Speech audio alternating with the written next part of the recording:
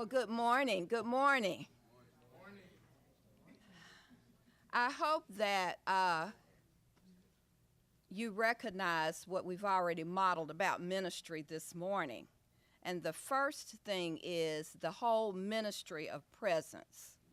We know that we have a world-renowned facilitator for this session, Pastor Rudy Rasmus, but you can see that he took his time coming in, speaking to each person, relating, connecting.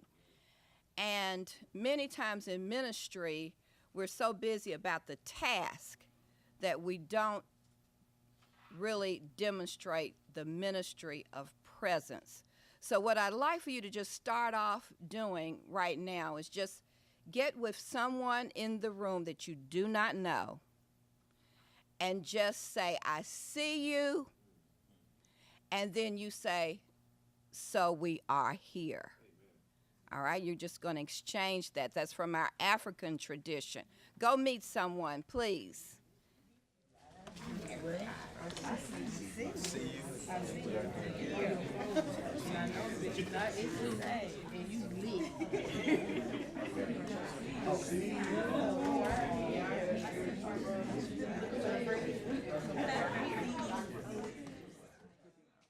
All right, let us come back to our seats and get started this morning.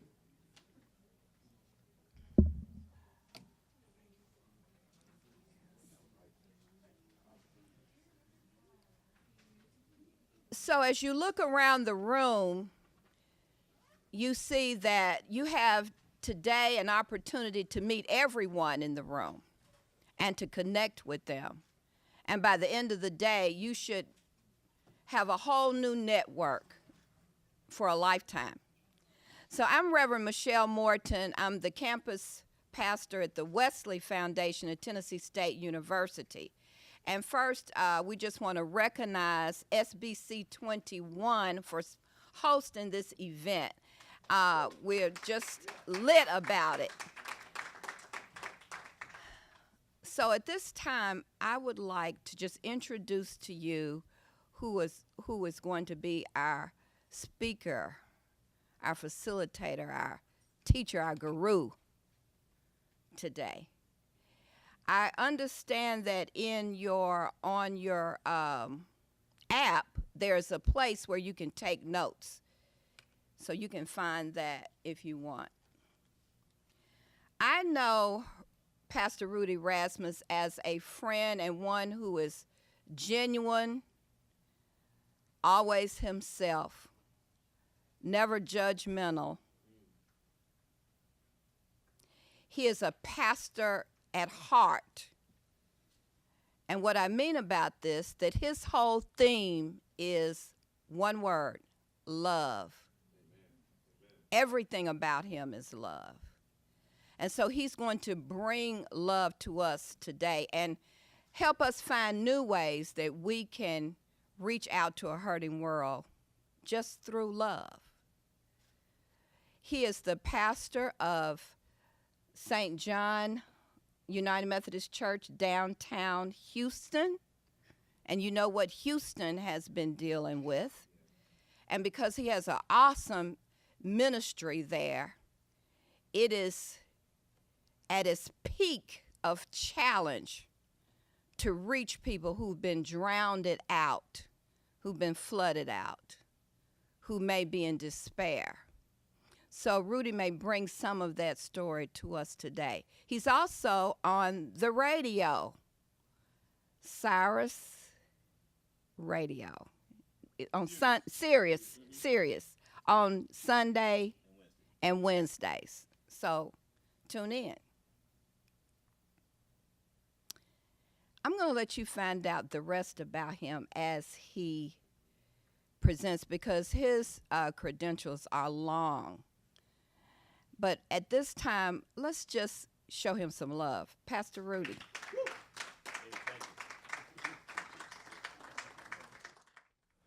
Hoo-wee. Man, it's good to be with y'all today. Everybody doing all right? Good, good. Let's pray. So, Lord, we just thank you for this day, for this time together,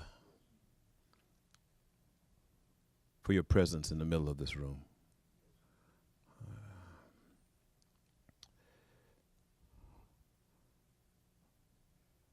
For reminding me constantly how much you love me. For my friends in this room today, thank you. Bless.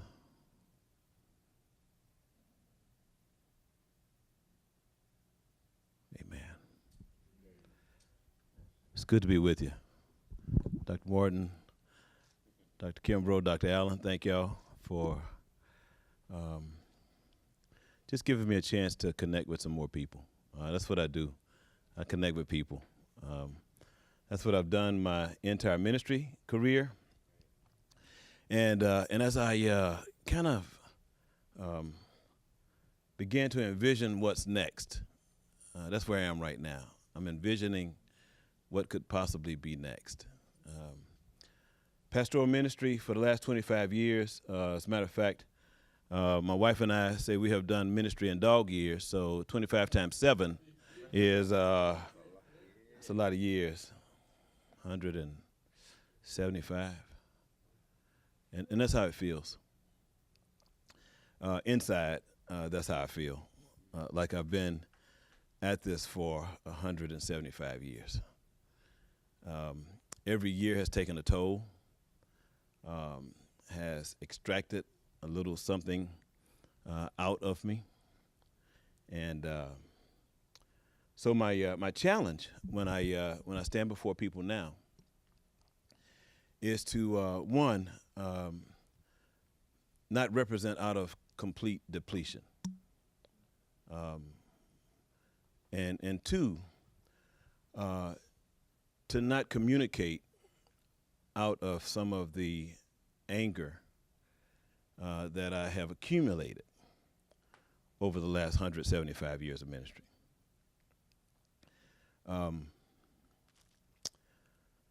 This is a brutal job when you're doing it.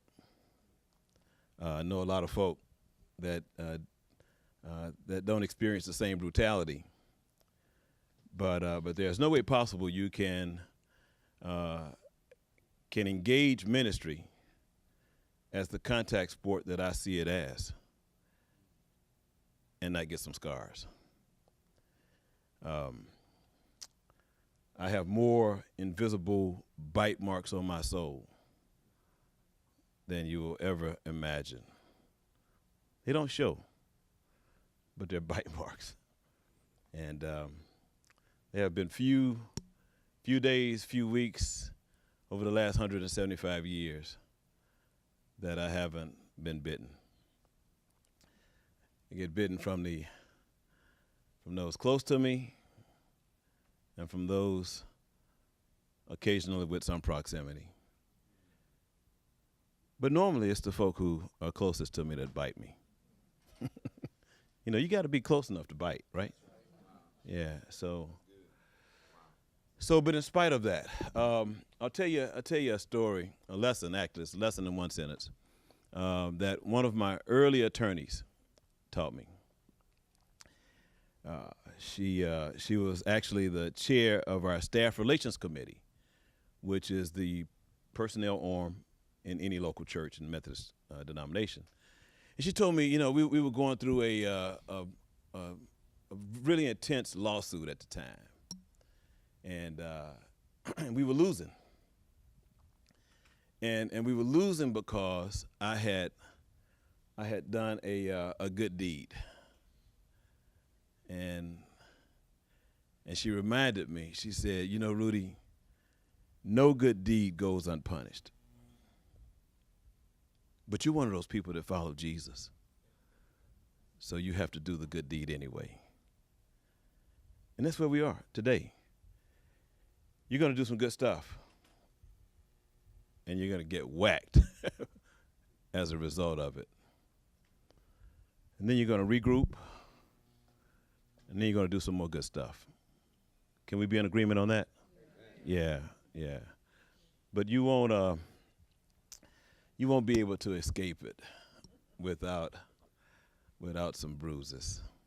Excellence in Ministry is the name of this track. You know, when I was thinking about excellence, I was thinking about this word, and what I really come to understand excellence as being is the effort of doing your best. You know, and whatever the endeavor might be. You know, we have a suffix ministry attached to this excellence, which really complicates the environment of excellence. But I have rarely seen a person not do their best and it not turn out okay. Whatever your best is. So my best is different from your best. You know, there are things that I am extremely gifted in, and there are things I completely suck at, and being honest about those two elements, it's what's kept me alive and keeps me moving forward. Now, ministry. When I say ministry, there's a definition by Fred Bickner, who's one of my favorites. When I think about ministry, I think about Fred Bickner's quote. And he said, "Calling is the place where your deep gladness and the world's deep hunger meet." And if you don't have some deep gladness somewhere, it might not show on your exterior in any given moment. But there has to be some deep gladness somewhere in you that drives you to the place where you're willing to intersect with the world's hunger. And the world's a hungry place. You know, right now I just left Houston, my hometown, and man,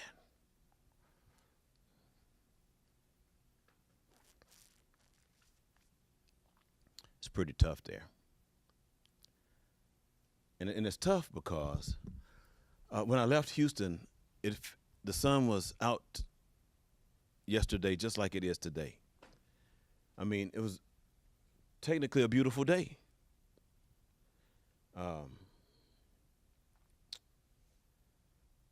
For some people. But for about 5,000 people, they're in our convention center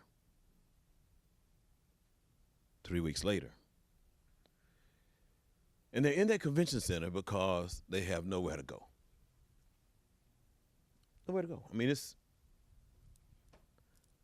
they were living 3 families deep in public housing, 4 families deep in some cases. One person's name was on the lease. And everybody who could pile in was in that one unit. But when those units were destroyed, that left at least 3 families with nowhere to go. You multiply that, and we realize 100,000 people have lost homes in Houston. 100,000. You don't fill that hole with a couple of rental units and emergency housing assistance. We're talking about filling that hole with some thought about how we treat the poor as we move forward. The farce of public housing is where we really are, and that's a whole nother conversation. But calling is the place where your deep gladness and the world's deep hunger meet. When we think about the fact that each of us in this room have responded to a call of sorts. My first call was to hustling, and imagine ministry is not the only place people are called to. Yeah. I mean, some of the most gifted people I know, if they tell you how is it they do so well at what they do, they'll tell you, it's what I was called to do, right? You know, so So often we have tendency to claim ownership of concepts, because we are God's people. But the reality is, there are people who do what we're supposedly called to do much better than we do it. Right? Yeah. And that's where the line is drawn around calling, and how important it is to know why the hell you do this. Come on now. You got to know. People out here in the rest of the free world know why they doing what they do. That's why they do it more effectively than we do. You got to know why. My first coach, we're talking about coaching here. My first coach was my dad. Now remember, there are a whole lot of iterations of coach. I'm not talking about any of those. First of all, I have no athletic inclinations. All right, I'm the only black person in the history of basketball in America to not make an all-white team. All right, you'll get that on the way home. All right, y'all. Yeah. I went out for basketball when I was in the 9th grade. I was 4'6". All right, all right, yeah. And I had no idea that the real goal in a basketball court was as high as it was, because the goal I had been playing on was only as tall as Noonie could reach from a chair on the telephone pole, which meant the real goal was probably 4 or 5 feet higher than the goal I'd been shooting on.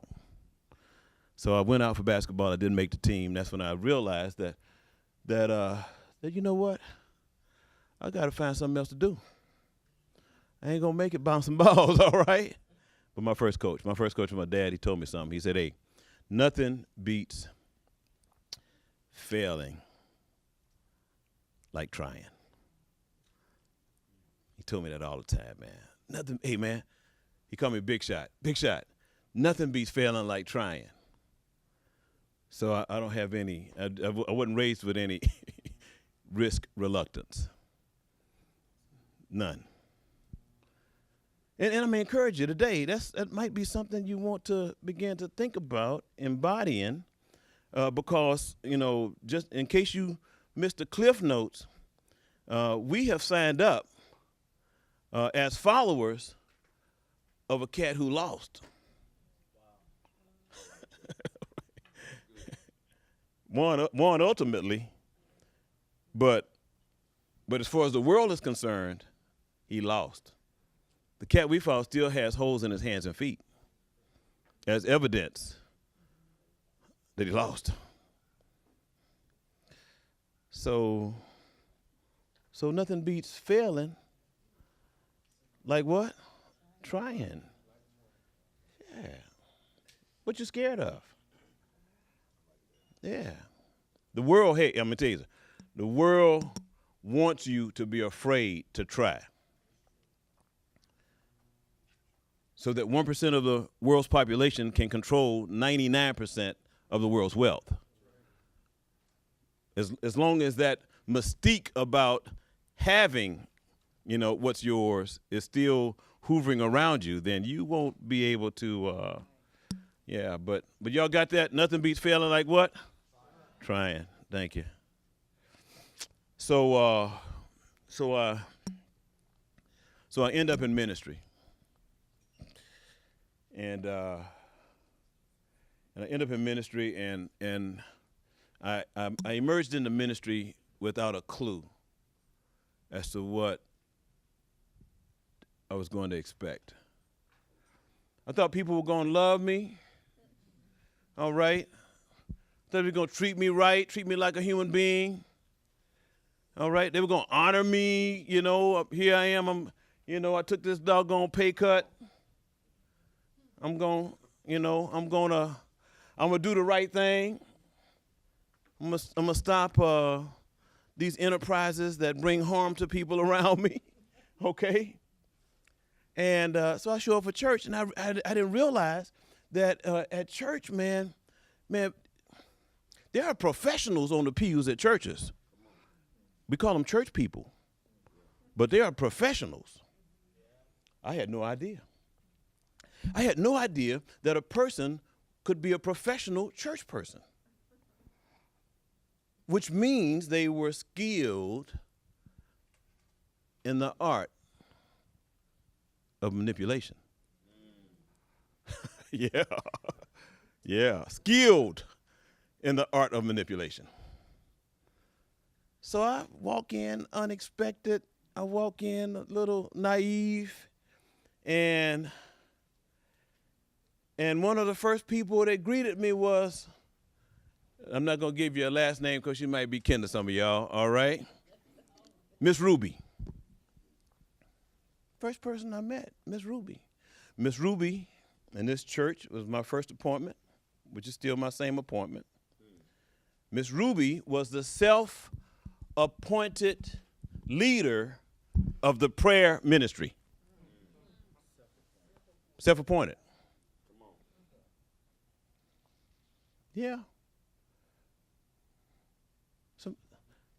The prayer ministry. Now, Miss Ruby had convinced the people around her that she was the leader of the prayer ministry, all right? But I ultimately discovered that Miss Ruby was the leader of the prayer ministry. And you know what the devil did? I don't always blame the devil for stuff. But the devil put my Amy's face, my favorite Amy, put my favorite Amy's face on Miss Ruby, which kept me from slapping her regularly, all right? Because I couldn't slap my favorite Amy. The devil did that. It was deception. Every time I looked at her, I wanted to slap shit out of her. I said, oh, man, I can't slap May May. I can't slap May May. That's what I call my favorite Amy, May May. I can't slap May May. May May raised me. And the devil in a very, I mean, I can't even explain it, but every time I looked at Miss Ruby, I saw May May. And then she discovered I saw May May.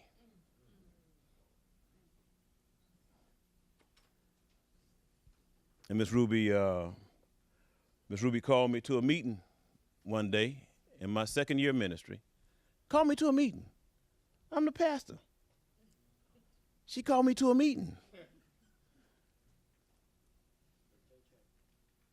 At the church I'm serving, I'm as pastor.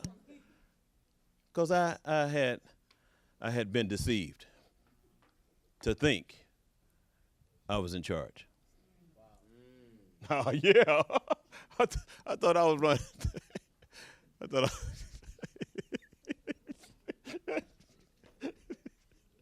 No.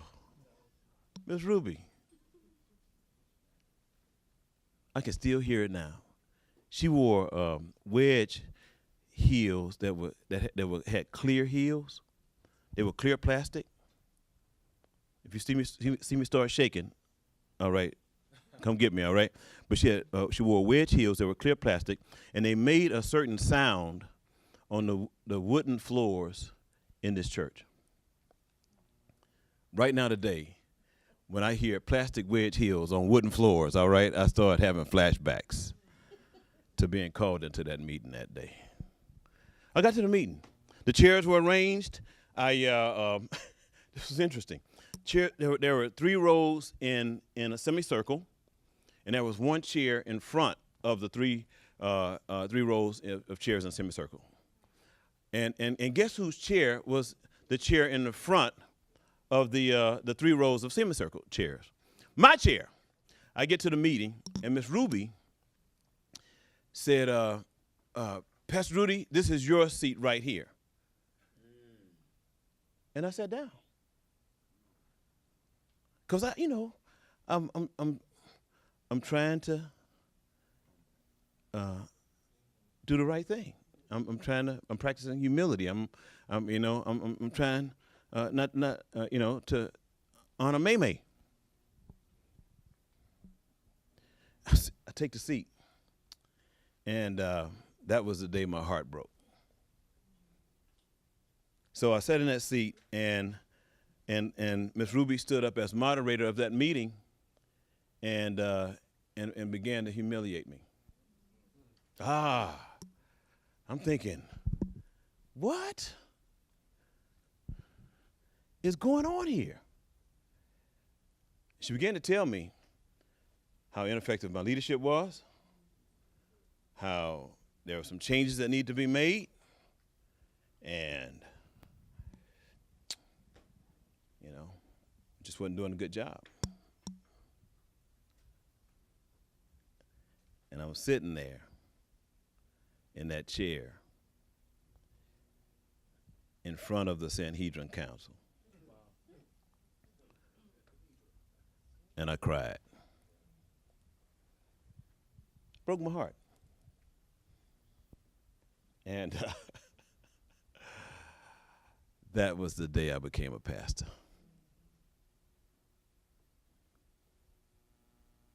Broke my heart. Taught me something, though. He said, boy, you're going to have to get some help. And that's when I got a coach. Because it dawned on me that I might have known a lot of stuff. All right?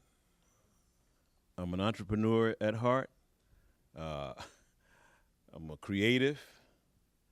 I got a good grasp of finances and concepts. All right? I'm a business guy. But it dawned on me that I was out of my league.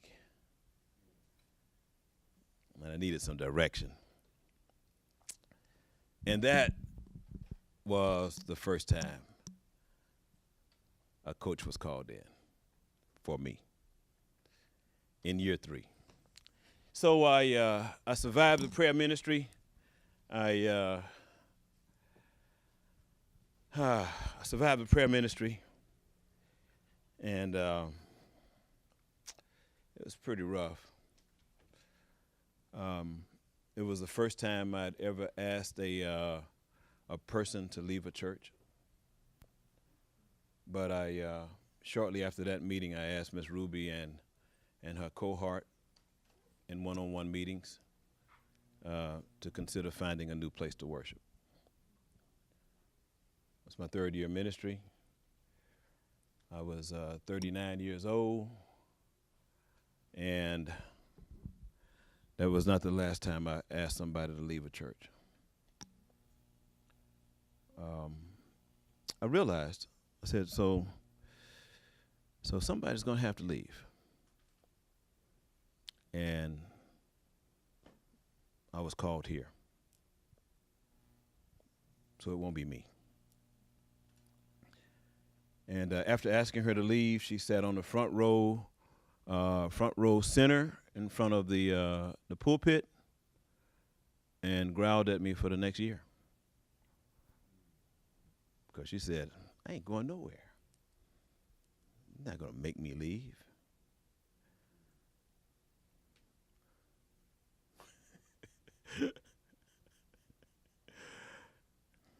So one of my core diagnosis, one of my core psychosis is I'm dissociative. People don't normally know that because I'm so engaging and loving. But as a dissociative, I have an unusual ability to erase people. It's crazy. I'm crazy. Yeah.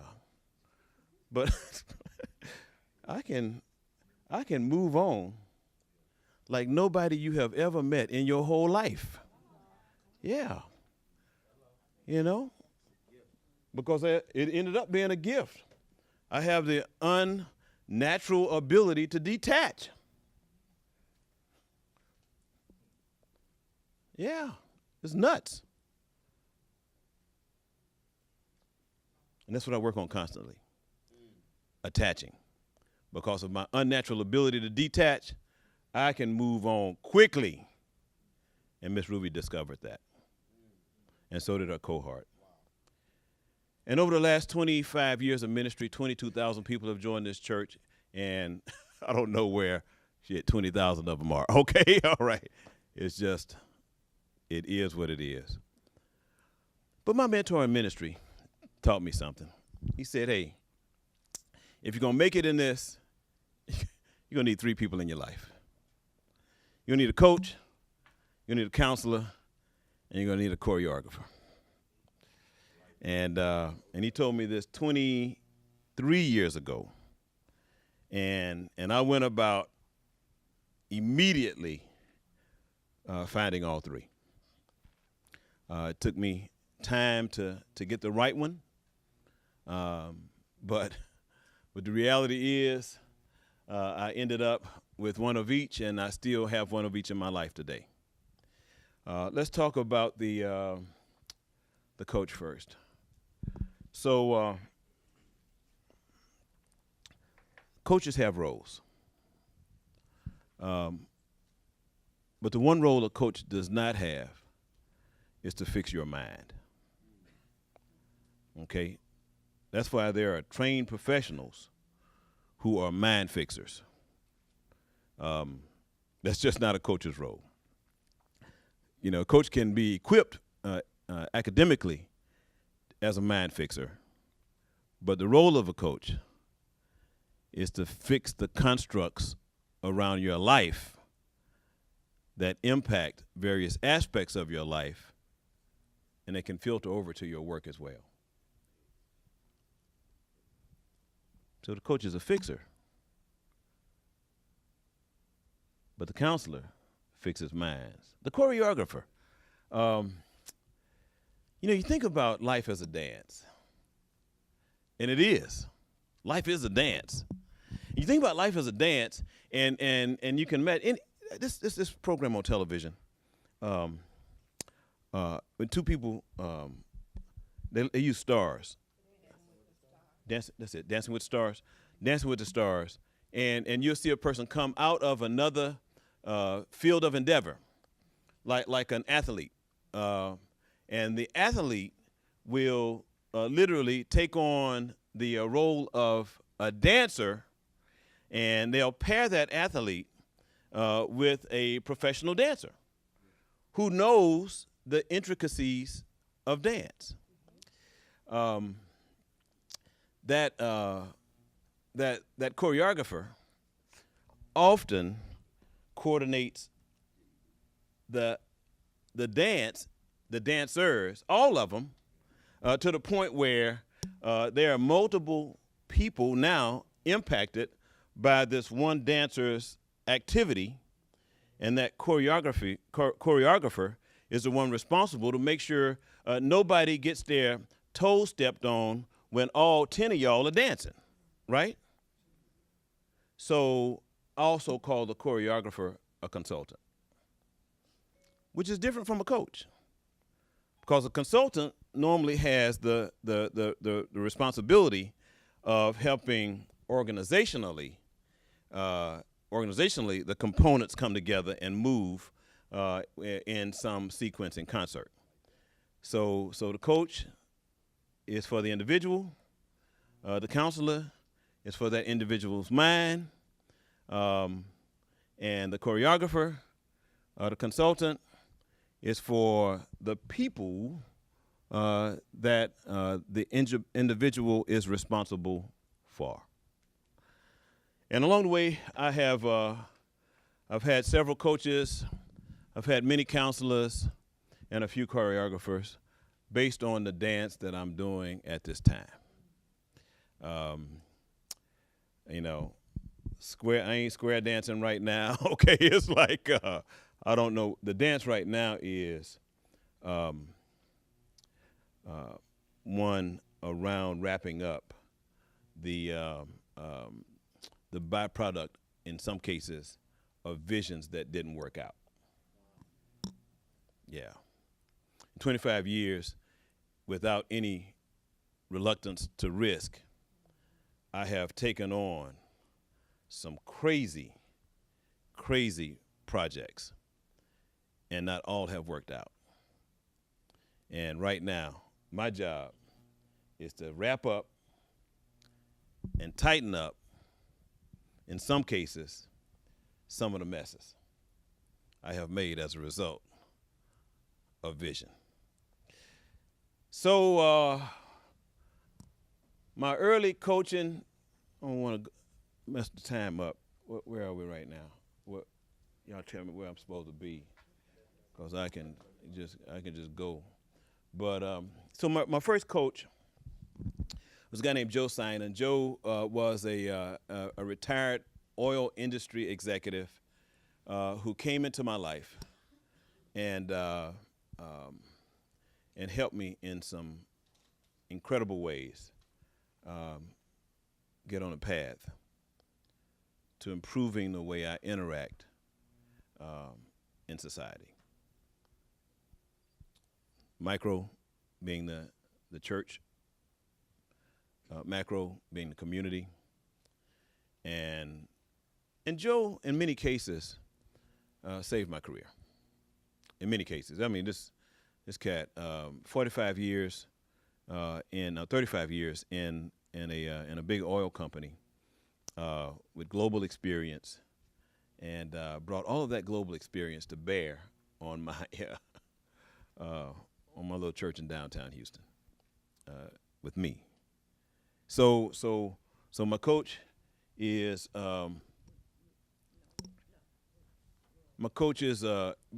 was Joe. Joe kind of worked out a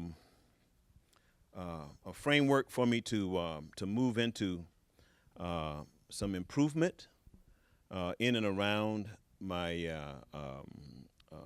my practice. And my practice was as pastor, and ultimately, Joe saved my career in many ways. That career, I will tell you all, has been saved many times. You know, when I screw up, I don't just do it one time. All right, I've had multiple screw ups, and I've had multiple fixes. Got it, multiple fixers. So I'm gonna give you the idea model. This is the model that I use to coach, and I'm gonna give you the cliff notes as to what. First of all, this brother here, Christian Washington, one of my best friends, and probably in the top 10 smartest people I know in the world. Brother's just brilliant. But this is what IDEA represents: information, disturbance, emergence, and adaptation. And this is how I have basically governed my my life as it relates to the environment of coaching. And I'll give you the specifics over my next 4 minutes so we can move through them. Information, real quickly. Information is the current state you're in right now. It's like, you know, your present reality. Give me your current state right now. Who are you? Robert King. Okay. Lama Clark. Okay. Current state.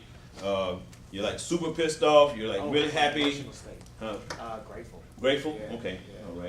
All right. Happy with your job. Okay. Happy with your job. Okay. And if so, if you want to just say something tell me something that nobody knows, but you wouldn't go to jail for right now, what would that be? Leadership transition is an ongoing process. Okay, that's cool.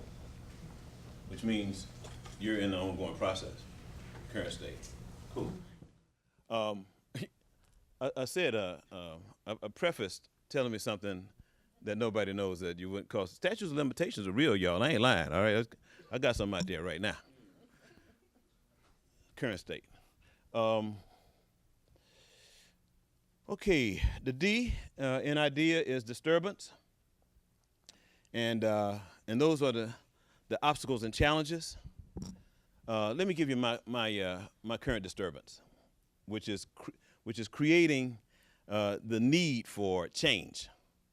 As a community developer, that's kind of like what I do. I led a congregation into maybe 30 million in construction projects. Maybe 30 million, yeah, give or take. And you know, for about 12 years, it went really well. I mean, really well. Never easy, but it went really well. Well, right now, I've got I have come really close, dangerously close, to losing everything. As a matter of fact, in December, I came within 2 weeks of losing everything. Church, buildings, everything. You know, the perp walk, y'all know what the perp walk is?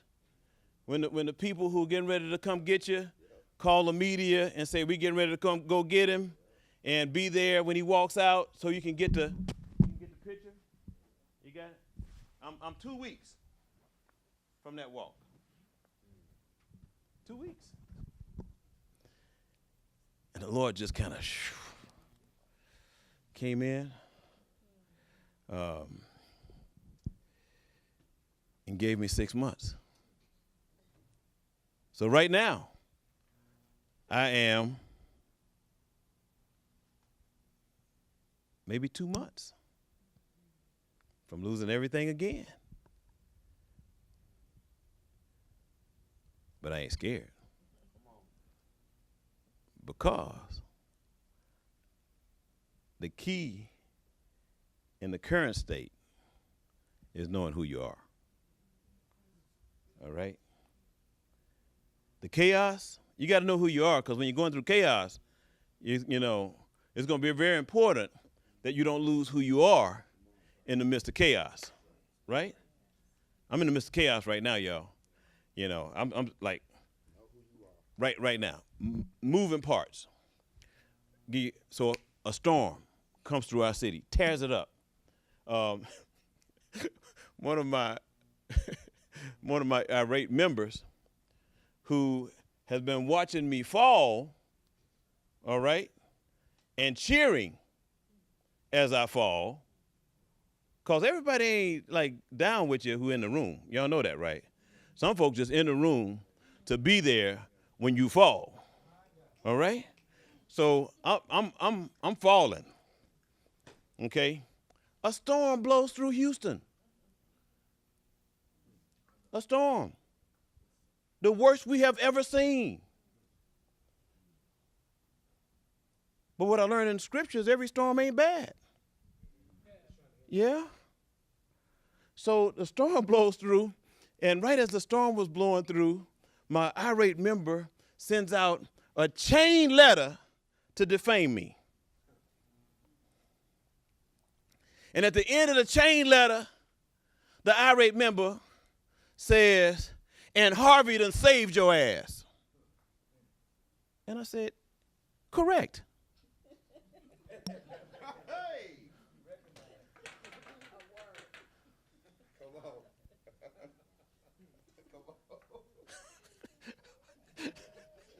Send it to my bishop, my district superintendent, all right? You know, with all of this so-called incriminating evidence of the challenges that I am facing. All right? They know the challenges I'm facing. I owe them money too. Right? So ain't nobody in the dark about what Rudy Rasmus is going through. I got creditors. But check this out. Everything I borrowed $30 million for was for poor people. See, I didn't tell you I drove a 17-year-old truck, right? And every day. So it ain't like I borrowed $30 million and took 75 of it out so I could get me a new ride. No. So at the end of the day, my mentor taught me something. He said, hey, this is the best advice he could have ever given me. He said, man, this is day one. I had 9 people, all right, and no budget. Day one, 9 people, no budget. My mentor says, hey, bro,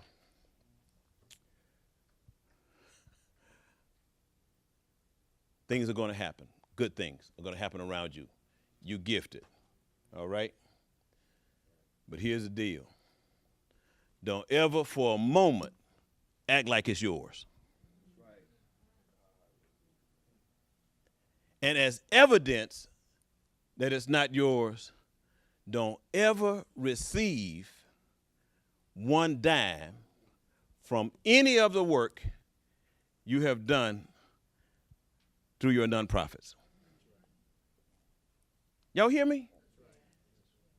You heard me earlier say we done built $30 million worth of stuff,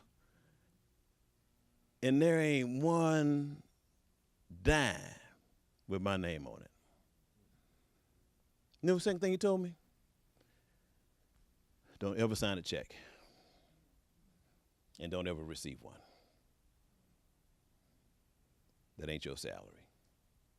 You need to make some money, you go out there and make some money. But this ain't your tool. So, end of the day, end of the story.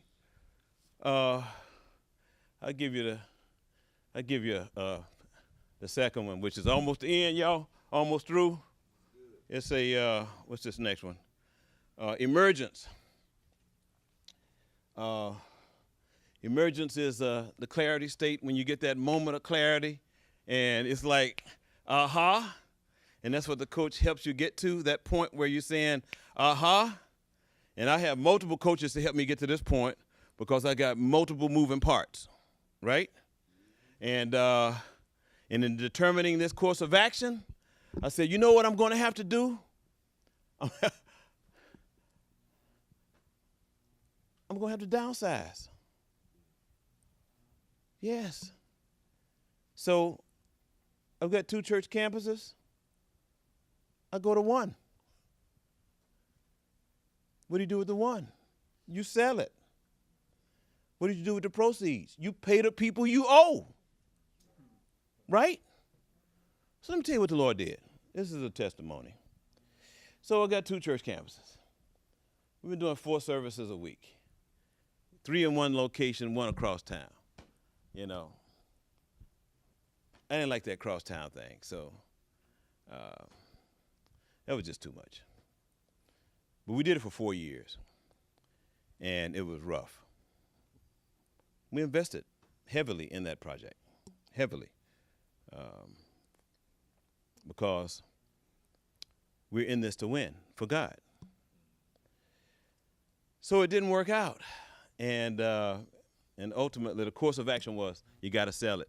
All right, so there's a congregation there, and you know you don't want to dismantle a congregation, but you got what? Responsibility. So last week before last, the day before, actually, the Friday following the storm, we closed and sold it. All right, and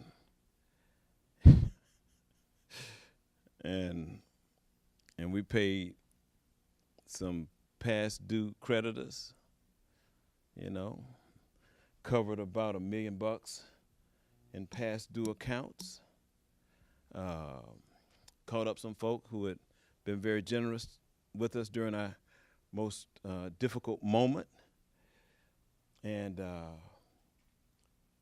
found a pastor. We got a pastor and a place for those folk to go.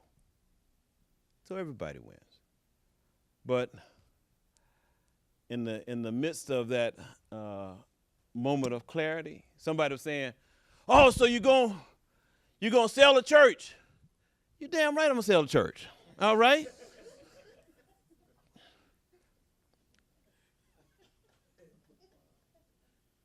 Jesus was waiting for church doors to open, we wouldn't be in this circle right now. Jesus don't need buildings. All right? He needs some people who are willing to represent.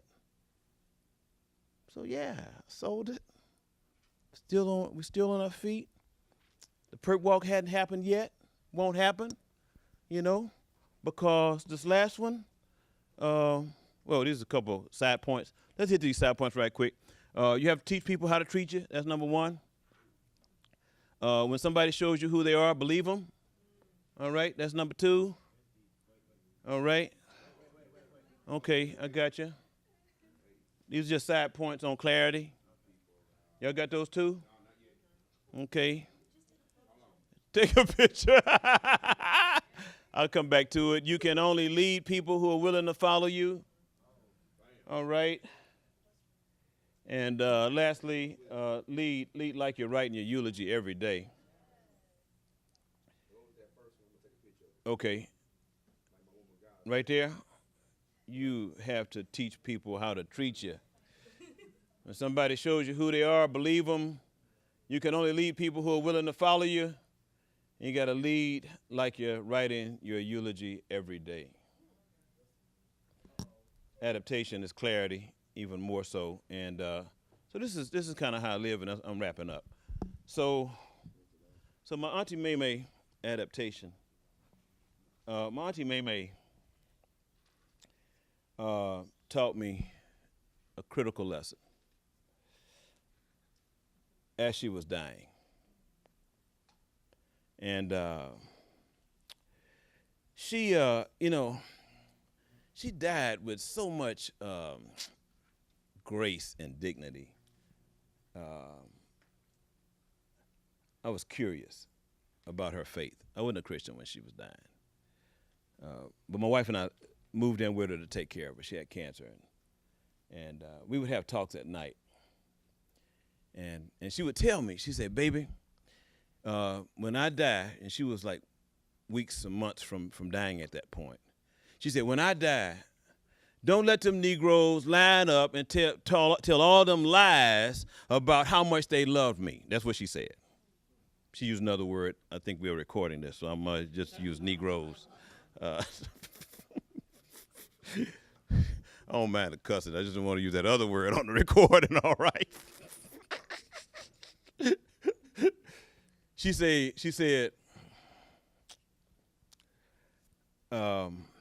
because I have lived my eulogy every day. Yeah. She said, I don't need anybody to say a word. She said, you can just come into the church, everybody can come together, y'all can sing a song, say some prayers, and then tell the undertakers to come get the remains and going out to the cemetery.